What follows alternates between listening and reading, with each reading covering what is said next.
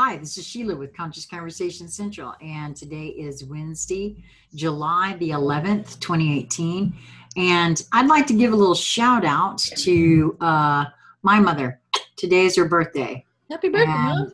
Yeah, well, you know, she's not with us anymore, but, you know, I have felt her around me today, so I wanted to give a little shout out. And so I think, like being connected, she's a lot more with you than you think about. Well, this is true. This is true. That's why I said I have felt her around me quite a bit yesterday and today, actually. So I just wanted to give a little shout out because today is her birthday and it was kind of cool, you know. So anyway, I am with my friends, BZ Rieger and Lisa Flamino Rush. And as everyone can see, Lisa is up at the campground. Yay! Not in the kitchen tonight. Hello from the woods. And so tonight we are going to talk about, I love this one, and I'm going to actually go ahead and say the title because I thought, well, it's kind of the title. Earth didn't corner the market on slavery, and it's not a new thing either. And it really isn't, is it? I mean, and we were talking about this a little bit before, and I know this is a whole other show, but we're going to get to it. But guess what? Slavery is not dead, and it's not just under wraps either. Every one of us are still tied to a slavery system. And you don't have to be in a field picking cotton either. No, but that's what, you know, we're led to believe. And I won't forget one of the biggest reasons that I even said that, because I think before I ever started even having any kind of inkling about what's going on here on this planet, I was sent via the company that I worked for, a corporation, to a customer service seminar. And it was an older fella, and he talked about the golden handcuffs and in his seminar. And he talked about how that's how employers get and keep their employers. Now, I wasn't savvy enough to make the leap to what he was talking about back then. You know, even these so-called elites too, there are some of them, you know, that aren't as higher up in the food chain. Same gig, theirs are just golden handcuffs, more golden than, say, you know, the guy that works for the construction company down the road that might make $20 an hour and, you know, is doing okay for himself, but it's the same kind of thing. Well, especially since you said, you know, some of the higher up, well, all the ones on this planet aren't that all high up. So yeah, absolutely that whole same with the golden handcuffs works for them because they're middle management, maybe upper middle management. That's as far up as they are. It's not, you know, the big names and the big 7 families, and yet now upper middle management. That's as high as they go. Yeah, that's true too. But that's a whole other video. Yes, very true, very true. But I mean, I happen to know that some of the folks that watch our videos that participate in Conscious Conversation Central Facebook page, they follow some of the secret space program, and they have heard this before. This is not news to them either. That even those that think they're at the top of the food chain, even within the secret space programs, they think they're at the top of the food chain, but they're not. They're not. And so, yeah, this applies at every level. Every level. So. And hanging too close to the top of the food chain is dangerous because you might be a snack. Sorry, I just had to do a little Anu humor. Yeah, there are snacks at every level, I think.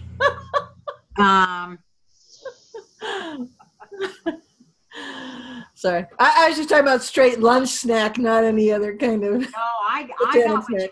I think most of the folks that follow us on our got that too. As I said, I was speaking to the folks that follow the secret space program. I think they know what you meant. But yeah, I mean, so there seems to be a lot of, so you wanted to address this, BZ, and I'm glad that you did, because it does, there's lots of levels to it. Right. One of the things that kind of nudged me to that is over the last 4 or 5 days, there have been a lot of different conversations with a lot of different people that I've had that are, well, the focus of the conversation was they had a certain focus. So they were looking at a certain thing going on and struggling to understand whatever that is. And some could just be in a work setting, could be on the IEV setting, could be, out in near me setting. So all different places from all over the world. And so they have different backgrounds in life and what they're focusing on. But what's interesting is that it was, in essence, the same thread was coming up in each conversation. And that had to do with the fact that the thing that they were focusing on, they thought was either the thing as far as something being revealed, and that they were in their pondering it and trying to speak about it or make sense of it or whatever, they were only reaching back just a smidge. You might say chronologically, and I mean a smidge, like, a year here, 2 years, 5 years, whatever, maybe a little longer on one other particular focus. But in thinking, well, that's before that, in whatever, it doesn't matter. The focuses were all different, so they were all different things. But the common thread was they were thinking before that, everything was great. Honky-dory. Yeah. And what was particularly interesting, from what I could see is that, so, I was focused on these different conversations, and the theory had nothing to do with each other. But they were all related, as everything is right this moment. And the common thread highlighting is that this connection with everything, which is slavery, and there's many different forms of it, has been going on for eons. This is not, if you wanted to look at the swamp, which is, everybody's got their mind on that right now. It's not a couple year thing with just one party, because there is no such thing as a party. And it's not just since Jekyll Island.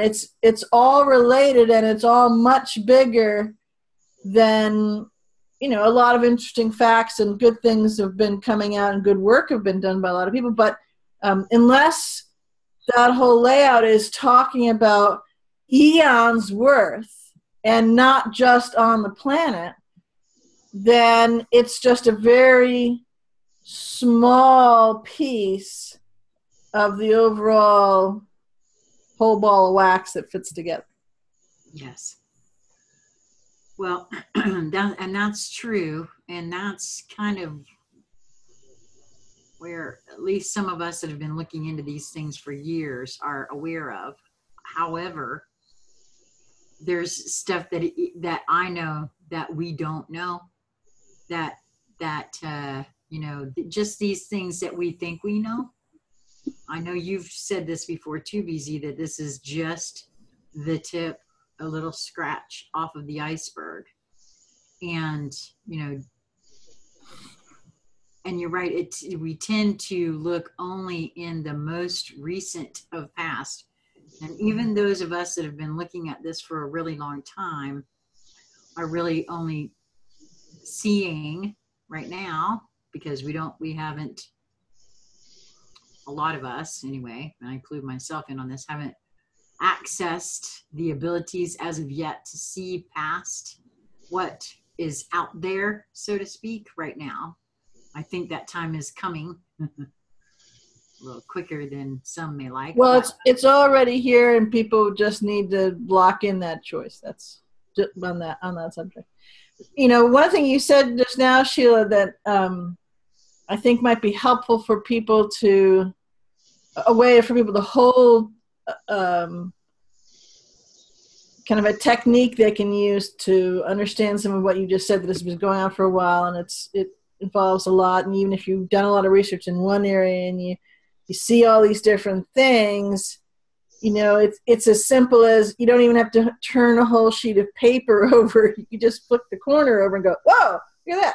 You know, and then, but if you think about marketing campaigns, so, you know, whether you've done marketing, whether you have a small business and you've done things, you know, to market the business, or you've just been a consumer and shopper and, you know, looked at it that way. But if you think about styles and trends which are leading in marketing, and actually it's the other way around, but anyways, throughout, you know, your lifetime, however old you are, you can see that haircuts and fashion and what was pushed or what was hot, and again, depending on your perspective, it's all orchestrated behind the scenes.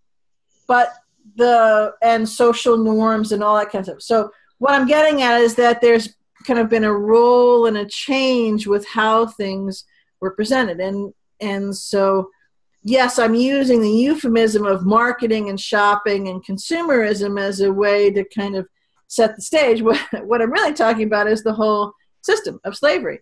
There are various venues, commodities, and supply chains within slaveries. And so, you know, there was, and this does not diminish in any way something that you may have been taught or read or experienced directly, or have, you know, direct sense of experience directly of certain kinds of slavery.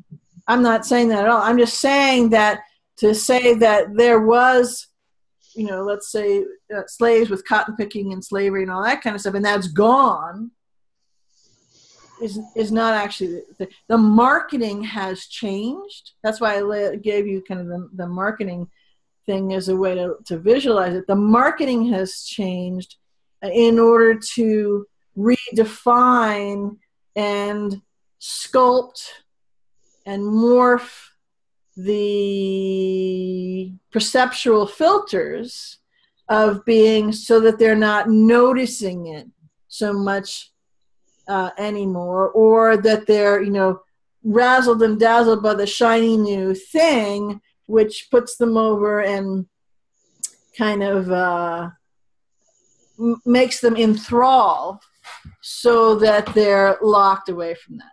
So that's just without giving any specifics right at this moment. If you just look at it that way, and then you start to look at specifics, you can see very clearly whether it was 5 years ago, 10 years ago, 50 years ago, 100 years ago, 200 years ago, you know, 300,000, so on and so forth. In what many would think of as the known history, which is that you might look at in a textbook or something, which is, you know, the marketing, in the marketing plan, the history that was given to explain certain things, to kind of navigate the chutes, like a cattle chute, to navigate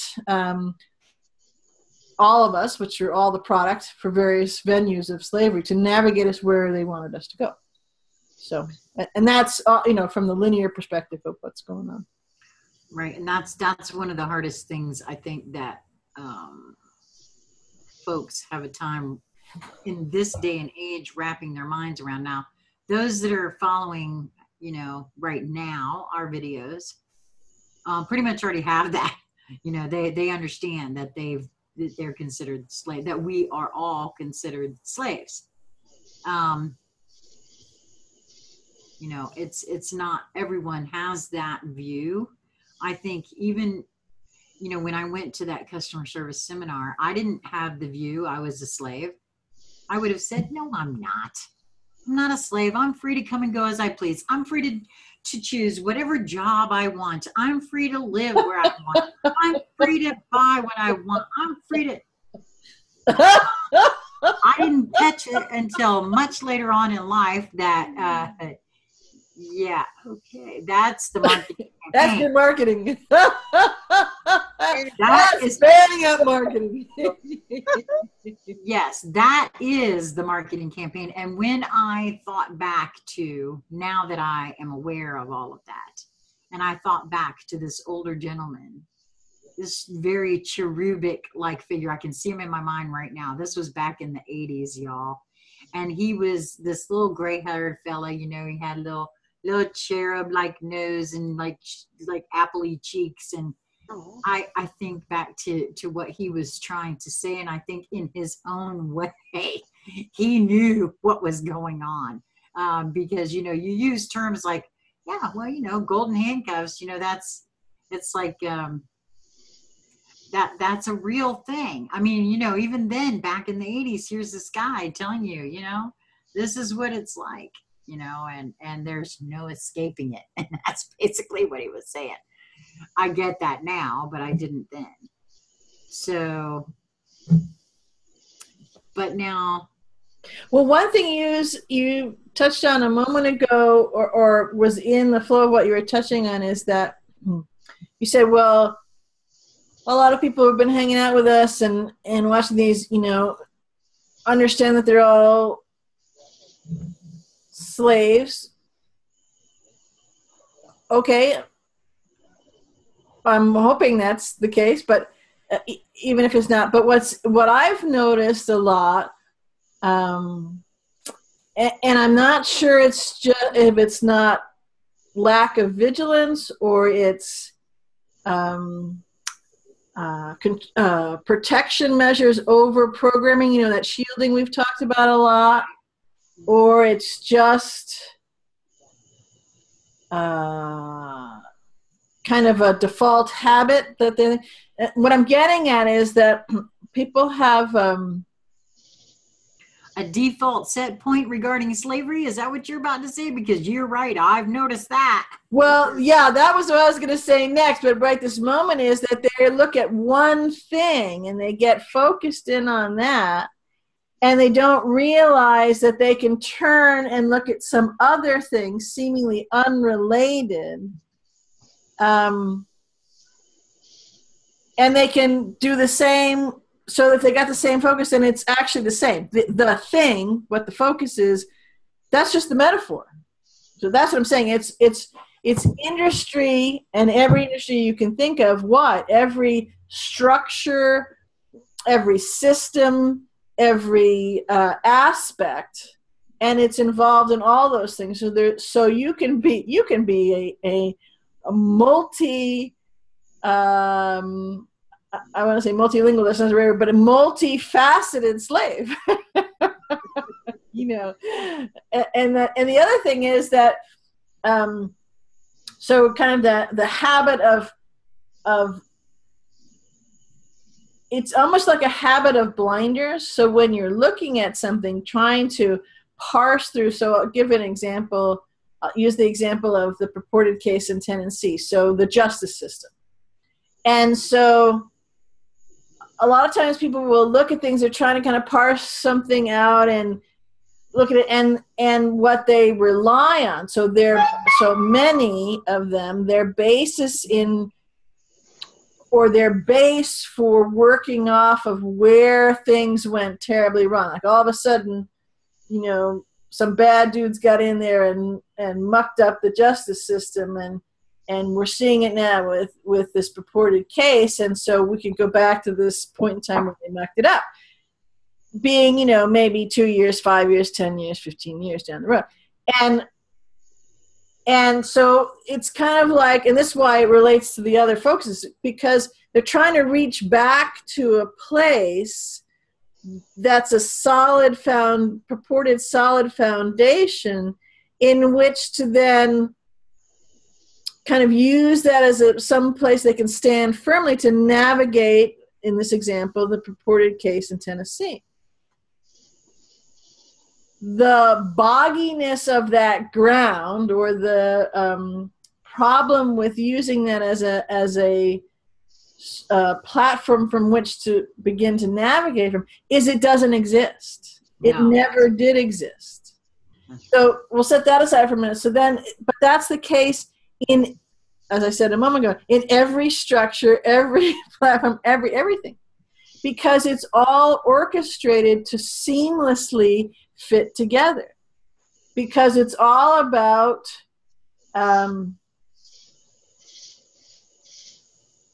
again, this is the linear perspective, but it's all about the control and the orchestration and the flow of the different sales channels of the slavery, and there's all different slaveries. So that's kind of how it fits in, and that's why you have the thing of when abundance comes, is, well, who's going to take out the garbage? It's the same kind of platform. You're trying to reach, like you did with, if you might be doing with the DOJ, trying to reach for, well, innocent until proven guilty and justice and so on and so forth. And they're illusions. They're illusory. And what we reach back for is just another. And I think sometimes it's not us who are choosing what we're reaching back to. It's almost like a default fail-safe in the programming that's going, hey, latch onto that part there. Right. To use that as your thing, because it'll just fuddle you and you can't make sense of it. So maybe you'll give up and stop worrying your pretty little head about it and, go through. Yeah, reaching back for what you hope is the most viable backup you can find, and move on from there. When in reality, none of those systems were set out to do because we've kind of discussed that before. All of these systems, by the way, folks, in case you haven't been keeping up, are operating exactly as they were designed to operate. Every system on this planet. It's not that the justice system is broken, folks. No, it's not. It's working perfectly. It's a successful, thriving slavery business, absolutely. And they're raking in the product and the different diversifications of revenue streams. Yep. Yes. It never was what you think it was. Never. No. And so the justice point here, point at all of them. School, whatever it is, it doesn't matter. Pick anyone. Spin around a couple million times and pick. It's all the same. Yeah, that's why I said all systems: the justice system, the enforcement systems, and I know a lot of patriots are not going to like to hear this, but even the Constitution it's all been all wrong all along. And, we tend to get all... Because it's marketing. If you've got people in a country over there, across the pond, and they want freedom, we've got to change our marketing. And so the reason it's not sales, it's marketing, because, and this is, on the genuine side of marketing, because marketing is simply having a connection and a conversation. Right. That's what marketing is. So marketing isn't evil or a bad thing in and of itself. It's just the uses that use it. So okay, think about that. So you're over in England and there's unrest and they don't really like what we've been doing to them and all this kind of stuff, and they're all going to get on the ship and hopefully survive and go over to the new world and make the new colonies. Great, that's marketing. We got to change the marketplace. It's not working so good here. We overplayed our hands a little bit too much. Okay, so let's create this new thing, and we have so we got to bring the illusion over to the other shores, and hey, then we get a whole new landmass and more room for more population and more creativity, which we can then all put into the different new slavery channels, and it's the same thing, under the guise of, under the illusion of. Yes. Right. Now, does that mean that there weren't an awful lot of beings who were brave and with open, true hearts who wanted? Absolutely. But that's part of the beauty of the hidden in plain sight marketing system of thinking that you're free and all this kind of stuff, because because we're creator beings. And so that inspiration and that creativity and that ability to morph and change and grow and have open hearts is unboundable. You can't bind it. You can thwart it to some extent until you kind of bulge out here. And so the marketing has to change with that as that keeps changing. So the storyline has to change. And so those things that seem like great advancements in culture, society, or norms, or whatever it is, was just because the consciousness, and this is what this whole conversation is really about, the consciousness was changing enough, they had to shift their marketing story in order to let some of the consciousness, kind of expand a little so it would and blow their whole thing up. And yet they could work with that because they were ahead enough of the game. They could work with that to channel it in different ways. And hey, look at that. We just developed new product lines, new revenue streams, new channels of slavery. The problem right this moment that's happening is that the level of consciousness, so if you just take the planet, and unless you've hopped off the planet, you're swimming in the expanded consciousness, is at such an enormous level of expansion that it has never, ever, ever been, that they are always behind the 8 ball, behind the curve now. And it doesn't matter how fast and how good your marketing wizards are, you can't change the marketing fast enough because the quantum up jumps that are occurring in the consciousness level are revealing it. So for a moment, I'm just going to play with what's coming in, a fun programming note. So ask yourself, have you ever noticed, and I know you... Oh, no. Am I here? Can you still hear me? Wait a minute, BB. Well, kind of and not. Okay, Yeah, you're like going in and out. And okay, I'm going to try. I'm going to see if this will work. Hold on. Okay. Yeah, I'm getting ready to say something really, really good, and I want to make sure we hear you.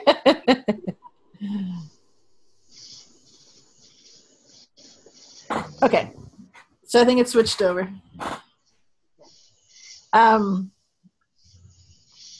So what I wanted to say was, well, first of all, it's interesting that people don't stop and ask themselves this question, but when you see something revealing itself, so you could take pedophilia, you could take all sorts of bribery scandals, you could take, again, any focus, doesn't matter. Do you know anybody, or have you noticed anybody, maybe this is already occurring to you, so have you ever noticed anybody else or asked them why it is that you're seeing this all of a sudden? Is there something in the water all of a sudden around the planet no. So again, pick anything about the draining of the sun. Why all of a sudden, so here's deep state is a good one. Why all of a sudden is the deep state in the vernacular, even the MSM, which, is very highly controlled and CIA puppets, since about right around the election, so in the end of 16. Why did it come? Because the consciousness levels raised so much. It had to. So that was a marketing shift. You could see right there that was a sea change marketing shift. Okay, we can talk about that because they're going to get it anyway. So figure if MSM talks about it, then they'll just think it's lies and bullshit because they're already thinking that way. Right. So what's curious is most people are not asking, why do I see this all of a sudden? Mm-hmm. Why do I, when I couldn't see it before? Even if you've been, as Sheila has said, she's been puzzle piecing, collecting for years and years, whatever it is, or there's truthers, or, it doesn't matter what, camp, hopefully we're all in the same camp, it's open-hearted and love. But anyways, what kind of, where you see yourselves, that's an interesting question. The answer is consciousness. Because as the consciousness level raises, as the Schumann resonance, raises and speeds up, all that is not of love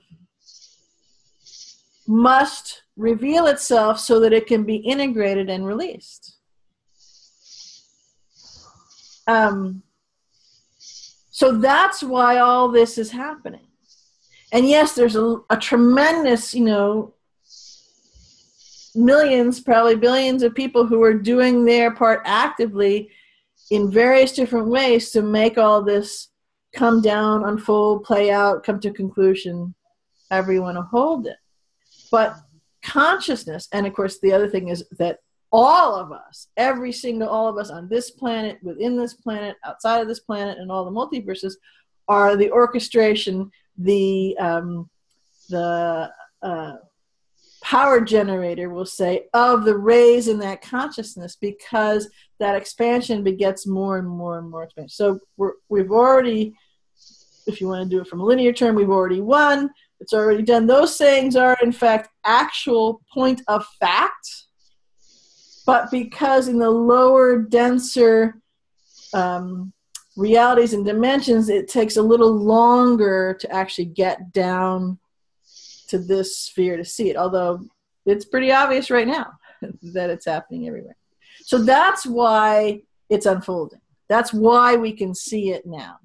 And because of that, they can't, again, going back to the linear perspective, they can't keep ahead of everything, because as each person goes, and they think of something, or their heart opens, or they, instead of having a snarky comment, they have a kind comment, because that's what they feel moved to do at that moment, even if their propensity was to be snarky. It changes everything. It actually changes the field of all consciousness and jumps it up further. And that's why there's a saying, and I think there's lots of bumper stickers and all that, that love conquers all. Well, it's not just a fluffy, airy-fairy, mumbo jumbo of the do-gooder thing. It's actually not just a bumper sticker. No, it's actually a metaphysical. A quantum physical fact. It's I couldn't resist. Yeah. Well, now I know that for the circles that I hang out in, which is y'all, and because that's pretty much my circle, and the Friends of Conscious Conversation Central, and the IUV, that sort of thing. I know that those of us that are paying attention are seeing. But I also know, because I hear from, I have viewers that comment and contact me and things like that. And of course, I still have family members. Believe it or not, I still have a few. They're still family, that aren't seeing these things out there. And, well, they are, but they're not. You see what I mean? Mm-hmm. And of course, I think there's a lot of folks in the midst of all of that stuff coming up to be dealt with, so that they're not seeing some of that too. So there's a whole lot of, being busy with that's coming up to be dealt with, rather than seeing some of these other things. And well, that's interesting you say that. So they are seeing it, but it's akin to, like, remember a while back we were having a conversation, and I think it was that old telepathic chestnut conversation, and you said, I'm not hearing anything, but yet you would, or I'm not seeing anything visually, but yet you would describe these things perfectly. Yeah. So the perception of how it was coming through was not actually because you put a peg someplace and it wasn't what I expected. Yeah. So when you say they're not seeing these things, well, they actually are. They may not be seeing a particular news headline in a particular sector of a particular focus. They're not But acknowledging. the way that they're reacting to seemingly just life in their own backyard is very indicative, and actually it's a, you know, kind of a scientific proofing of the energies, because if they could give you an honest answer, have they ever reacted that way or felt that way even 10 minutes before, 2 days, 5 weeks, 5 years before for that thing, they'd say no. So again, it's that heightened energies. Now, just because I say, you know, in kind of giving you an this picture that I'm creating with my words to look at something, and I'm talking about expansion, you know, some people can try to say, well, you know, fluffy and lovey-dovey and woo-woo kind of stuff. No, actually, it's painful, and it's very difficult, and it's arduous, and it's excruciatingly difficult in a lot of ways. So it's, you know, it could be kumbaya. You could say, sing kumbaya while you're going, ah! But what I'm saying is, so some people will say, well, I'm not seeing that, the fluffiness, or you may look at them and say, well, they're not noticing pedophilia, or they're not noticing, but they are in their own lives. That's why there is this great expressing and expelling going on. And we're doing ourselves and all a disservice if we look at that and say they're just asleep and they're not getting it, because, you know, they don't understand that. That's, you know, they're going through in their own ways, because we're all different and we're all bringing back our own, you know, reports on our trajectory out. Right.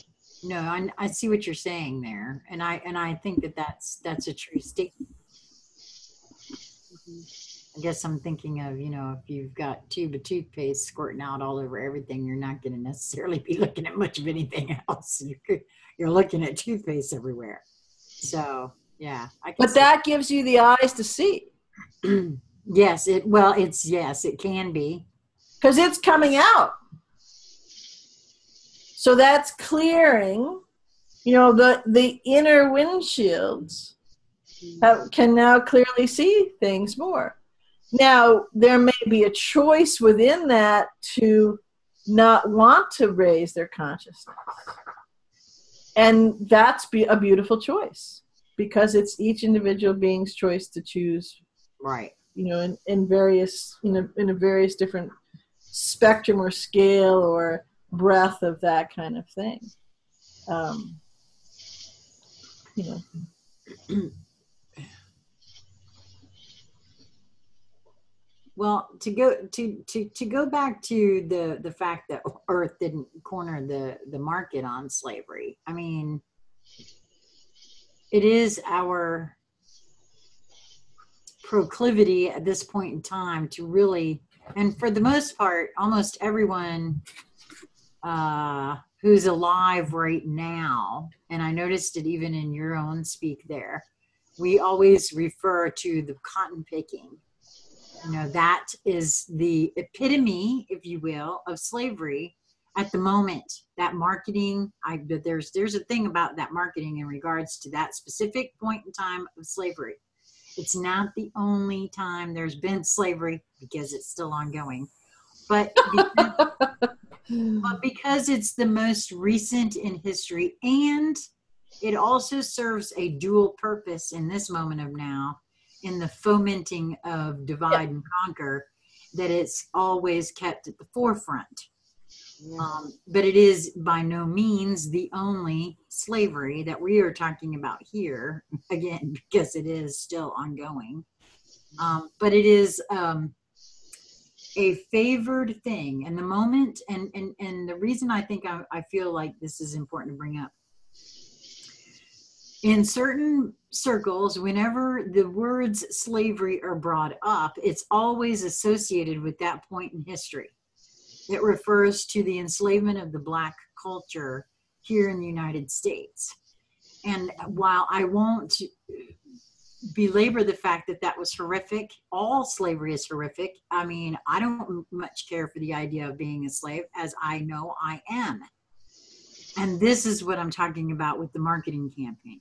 Because the moment anyone other than that specific segment states anything about being a slave, that's an automatic, I've seen it.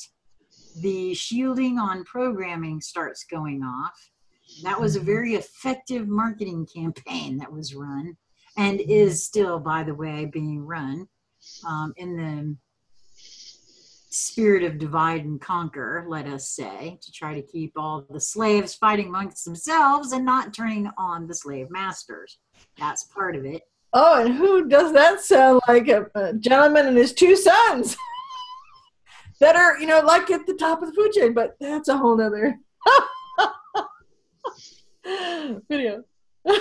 No, exactly. And I mean, I wanted to bring that out because that's in for right now, at this point in time, the linear time, at this point in time, that's an important aspect for me anyway, that I've seen.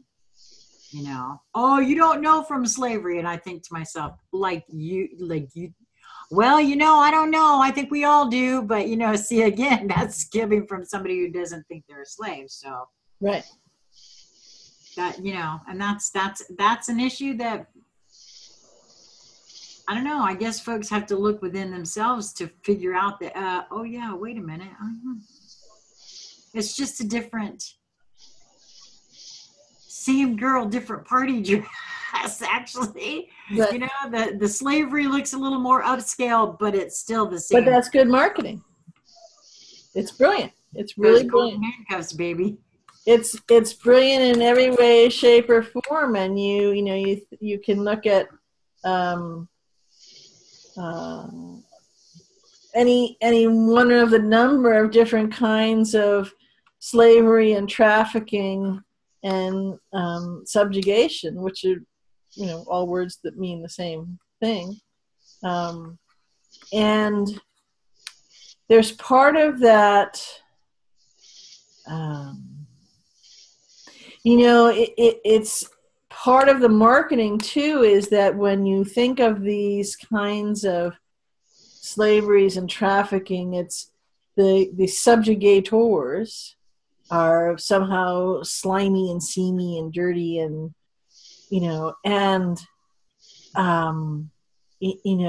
live in low rent districts and so on and so forth. And it simply couldn't be further from the truth. The ones that do, or that are really low on the totem pole, and the upper middle management, live in the big palaces. Specifically, among other things. So, but the reason I bring that up is because, again, it's part of that shielding on the programming. It's part of the really sublime job of the marketing and the painting of word pictures and creating the whole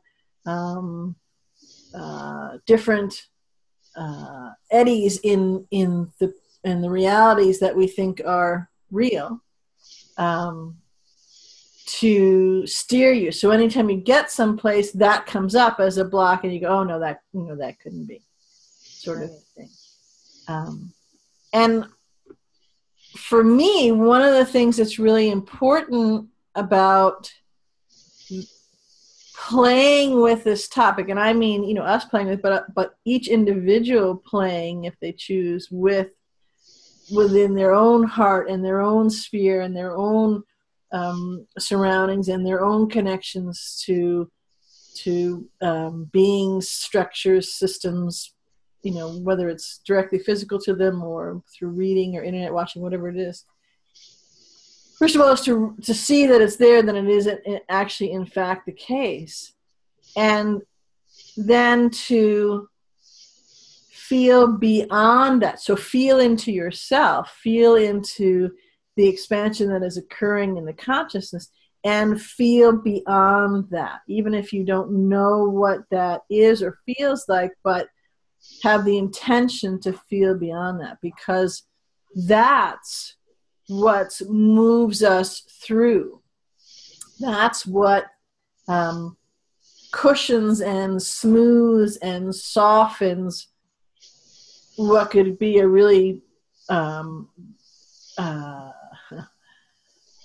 earth-shattering for each individual, for many individual beings ride, that we're in right this moment, this phase that we're in right this moment. Because when you feel through that, that's how we come through and integrate and get to the other side. If we admit and hold and proffer any kind of energetic frequency that is akin to the slavery, the subjugation, the subterfuge that we're coming out of, we're actually locking ourselves, so each individual, not as a collective, because the collective is already going, right? So except for those who choose not to, are holding back, and then they've chosen, how they'll go through that.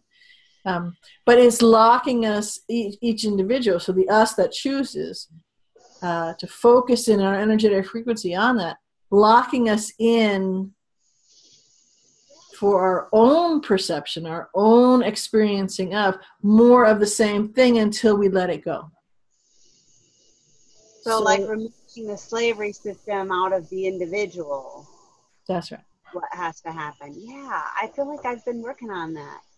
Because like you said, it started with one thing for me. I discovered, it was the religion thing for me in the beginning, originally. And then I thought, okay, so religion's a falsity. The only way we can make changes, because I could see problems, was through the politic. And once I started poking around in there, because Jehovah's Witnesses don't let you look at that. So I had no idea what that was all about. And so I started to look at it. And then I could see it there too. And the more that I saw, the bigger picture this was for me, that it wasn't an isolated event and that it was all connected. And then I transitioned to, how do I get out of this mess? And really, at first it was about thinking everything externally had to change. And then I realized that, even if it had, I don't know how to do anything but be afraid. I mean, honestly, I was quite complicit in it. I could see my own complicity. And so I have been working on that, taking that mentality out and replacing it with what? And really looking around at, just even recently, looking around at some of the different crises that happen, I notice humanity coming together in an abundance of love and camaraderie and just everybody assisting one another and jumping in. I really had to, I don't know what the word is, deprogram, that's the word, deprogram from this belief that humanity needs this corralling that we're, surrounded by. And in reality, we don't at all. And so, the more that I just focus on what it is that I can do for myself and for my community, the more that I see the falseness, and the quicker I feel less captive, or the quicker I feel free in my own being, because that was always the truth, but I didn't see it and feel it for myself. And the more that I see and feel my own freedom, the more that I have. So I can see that as being a very valuable next step for each one individually, as they begin to now be faced with the realities that the systems aren't here to support us at all. Right. But we're here, and we are here, and we can love and support and manage our lives. Right. That's good news. Yeah, and you bring up a really great point about shifting stuff with inside, and then you said out to your community. What's interesting, in my book I wrote years ago, one of the chapters when I would give talks about that was really popular, that people really were surprised by, was around community, but that you can have a community of one, which is with yourself. So if you, all those things you think you would be involved in, participate and give to in the community, but you started with, this was the community. And you work that, and then if you add into that thought, Bruce Lipton's work about, he talks about, your body is a community because of all the different cells and all the different parts that they make, and it's, 50 million or something, billion or whatever it is. And there's the intelligence, and our bodies are changing in such to house now, because we weren't born to house. We didn't come to this planet ready to house the consciousness level that we are, and the soul fully embodied in, and connected, aware and connected to the organic brain, right? That's shifting and changing now. We are upgrading the chassis and, and the engine and the whole model and all that kind of stuff. And so in making that community of one within ourselves first, and it could be simultaneously with the other community, however that is, whether it's just family or friends or family of choice or where you work or whatever it is, that's really important, because it helps us break through the shielding on the programming, and then, by default, the programming underneath that, human nature to be bad or selfish, or it's human nature, to have bad apples in the bunch, or, that's baloney. Yeah. I'm in agreement. I mean, I think we've talked about this before, my having lived through Hurricane Hugo back in the late 80s, 3 months without power, martial law, and folks had to go to work. I was one of them that had to go to work, but no school for children, no potable, drinkable water. And it wasn't, craziness and lawlessness in the streets. I mean, like I said, like I've said before, it was 1 or 2 looting incidents in the very beginning. But after that, it was, and for the most part, all throughout the city.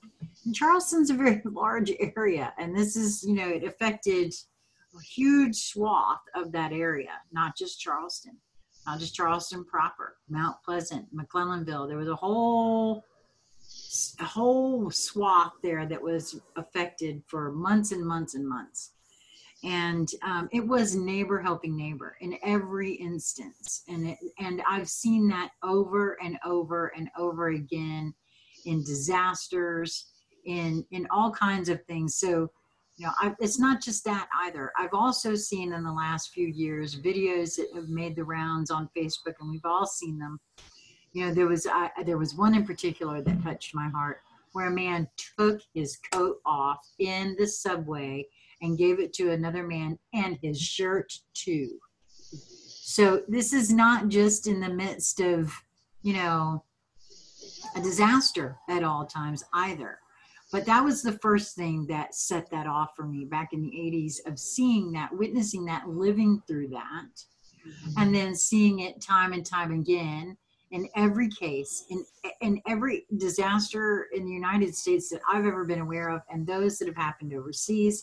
There have been people collecting goods and taking things over there, and to other places as well. It's not just isolated here; it's all of humanity, and it's some of that I view now as faulty marketing. That it's a dog eat dog world. Oh yeah. And you gotta stab the guy next to you and able to get yourn. And I mean, that's just I gotta get mine. So that's not the way it actually is. It right. might be what is marketed on TV or, your, midnight. In the schoolroom and every place else that's part of the system, the structures, the slavery right. systems. Right. One of the reasons that people point to disasters and such as good examples of that, it's not the disaster per se, but it's the electromagnetic shock that occurs to the system that lets it have a heart opening, a jolt of heart opening, energy frequency to override the program. So that's what you're actually witnessing. Well, that's awesome. But I mean, for me, it shows what really is the truth of humanity, period. Yeah. That's what I think. Years ago, there was a show on NBC, I think they called it Revolution, where, you know, there was some EMP strike and there was no power in the world, and it was back to the Stone Age type of thing, and it was every man for himself. And I really think that was an attempt at, you know, besides fear mongering, you know, some more of that marketing. But I never, you know, I just don't think that's just not ever what I've seen happen in, you know, in our lives as we go forward. So. Yeah, you know, it's funny. A funny story was coming in my mind, and I wasn't going to share it, but I think there might be something to it. I was going to say, you know, that giving and that it's an innate. It's innate within all of us. I remember during Hurricane Bob on the vineyard, you know, power was out, not 3 months, but was out, and my daughter Charlotte was very, very little at the time, and you know, we'd gotten the latest forecast of when the power was going to be back on, and it was going to be, wow, you know, ages for a kid. I think 5 days or was forecasted. It was longer than that, but for a little one, that's, you know, 200 years. and I remember her saying, well, you know, everybody can come live at our house if they could just turn our power on. She said, I want to share everything, but I'd like to have the power, you know. And I thought, and from a kid's perspective, there was that reaching out, and, you know, she just wanted things to kind of go back to a way that she could kind of fathom in their little weeness. But not to have it because she wanted nobody else, but, you know, the entire island could come here. And that's one of those things that we see is that reaching out is just innate. We don't have to think about it. It's not the thing to do. It's not the right thing. It's none of that.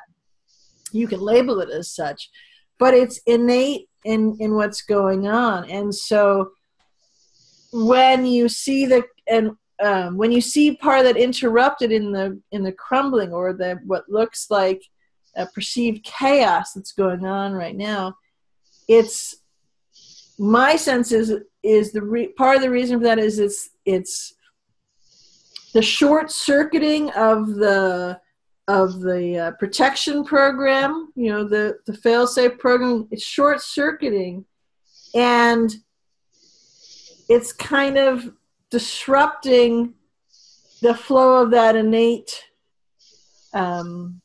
expression coming through.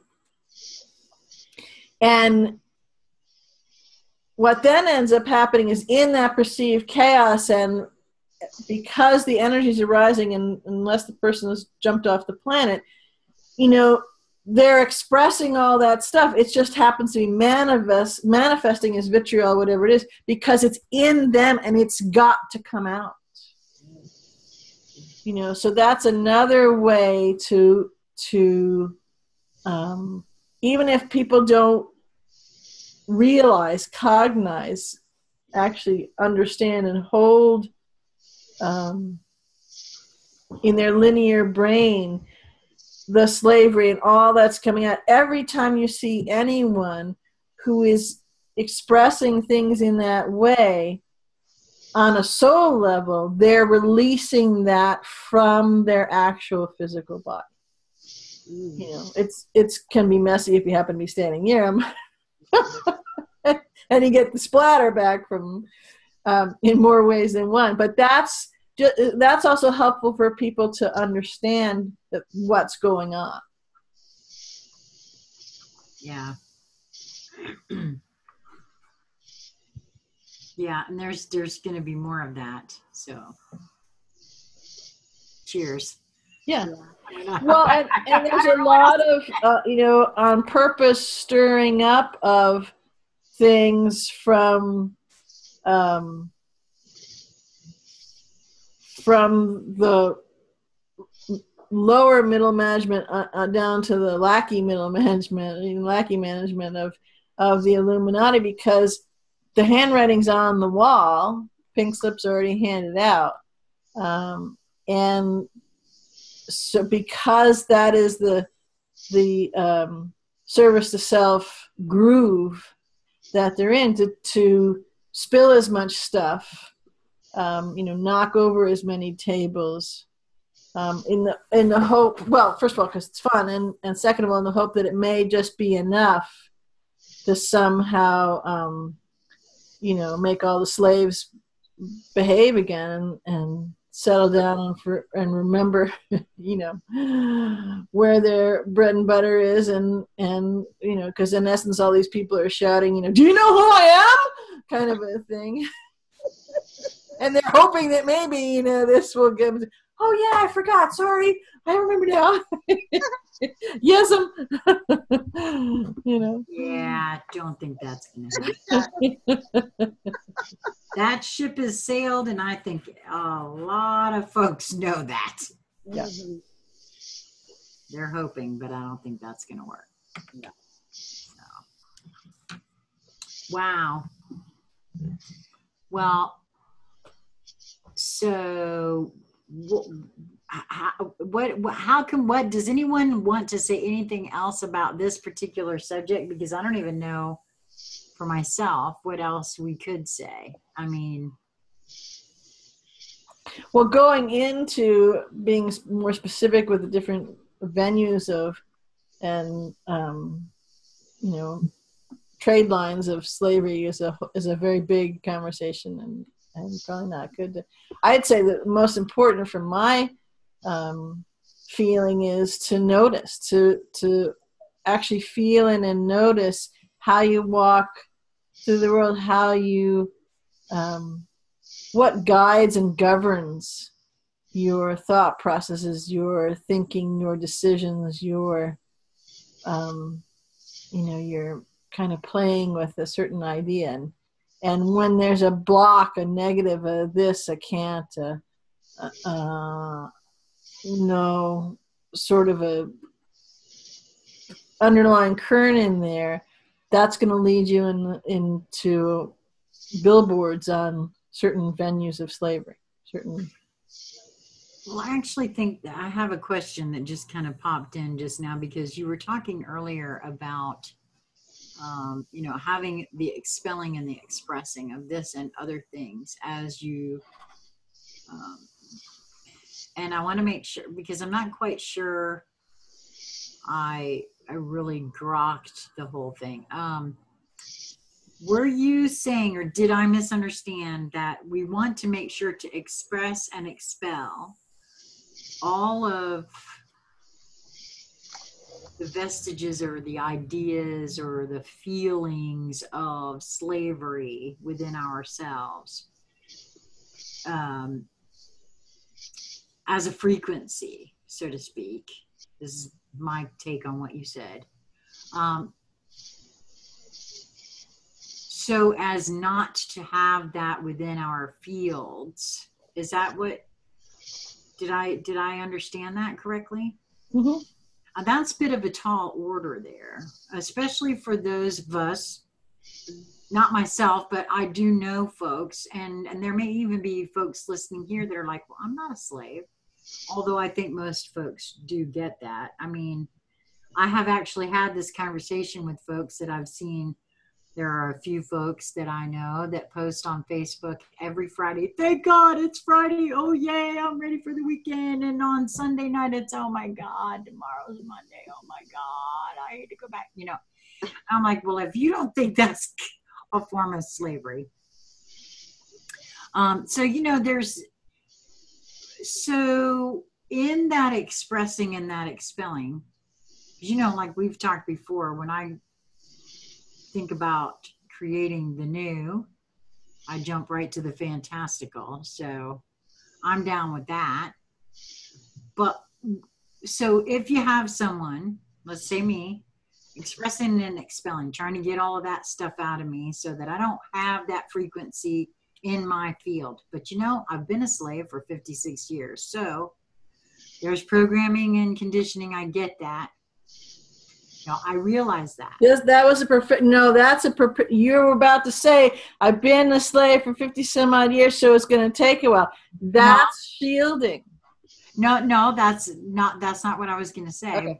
But I get what you mean. Yes, that is shielding. I mean, that's not what I was going to say, but I've been in that mode for all that time, and I don't wish to continue in that mode.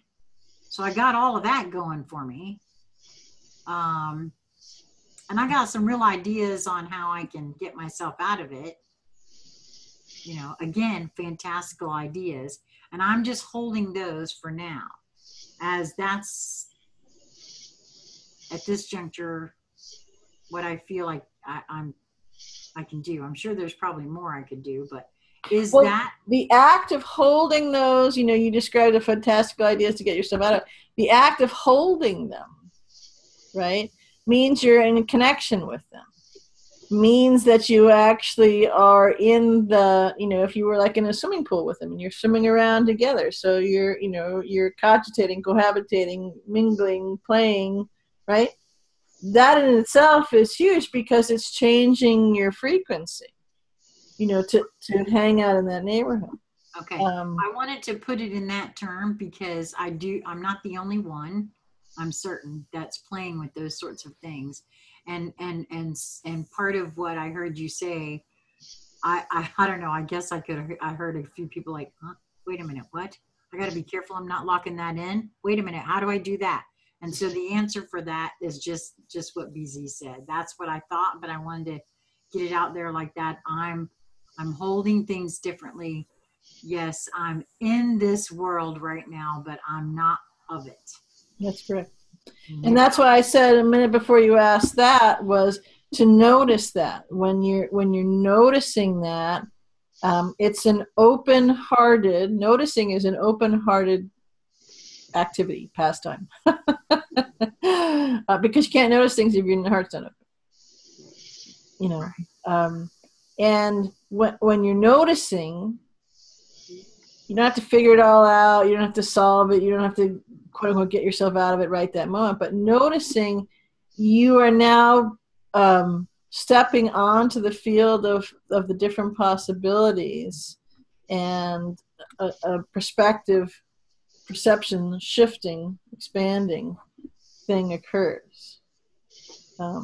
So you are actually not only holding it differently, you are beholding what is showing up for you, and can then have a combination of ways you describe it as play with that, transform or transmute, you know, that other thing. And I don't know why, but, you know, it's like, you know, someone's got, maybe in a spy movie or something, they're holding a gun on you, or they're holding like a special electromagnetic type of EMP thing on you, and they think, I've got you now. And just in the noticing, you actually can neutralize that. So they can still be holding it, waving it around, but since you're in that open-hearted, noticing, knowing stance, you know, you actually have, in that respect, the upper hand, because you know you've discharged it. You know, you've deactivated it. Yeah. So it may still be littering up your living room going, I got you, but it doesn't really have you. Well, thank you for clarifying that for me, and I'm sure for a few others as well.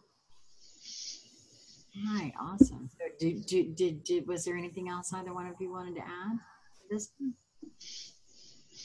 No? Okay.